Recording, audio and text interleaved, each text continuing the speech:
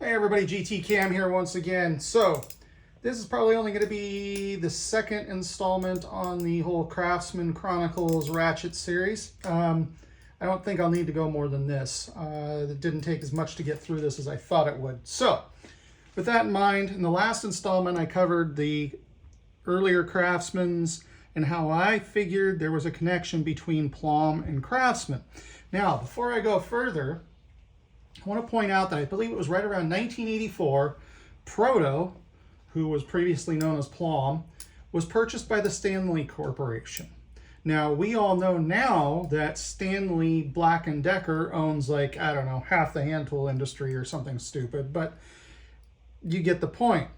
Now, what I have right here is a 1/4-inch drive Craftsman V-Series ratchet from approximately the early 1950s, late 1940s.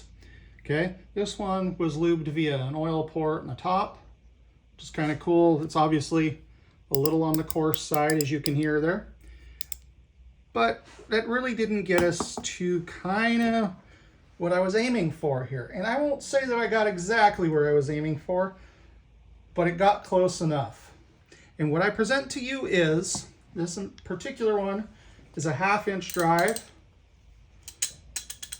Needs a little TLC, but this is from somewhere between 1944 and 1948.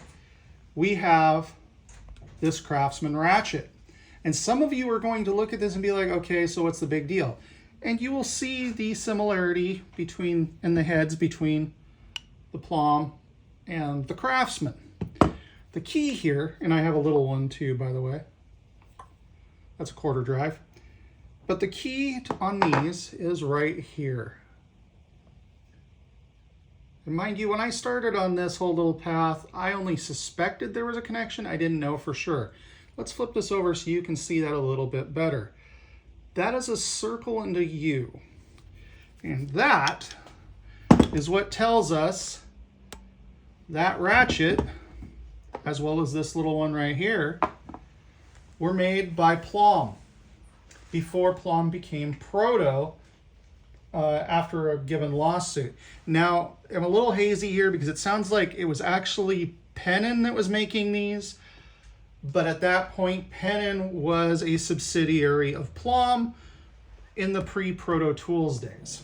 So, what we've got here are 2 examples of tools that were made essentially by Plomb/Proto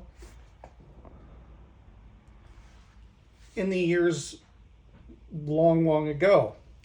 I kind of found it all fascinating. Everything is swing pawl internally. Some of it works better. Like, you can't hear the teeth in this one, but it engages. So, and I haven't opened it up. I probably won't. You can only faintly hear the teeth in there, but it engages. But that said, if we take and we put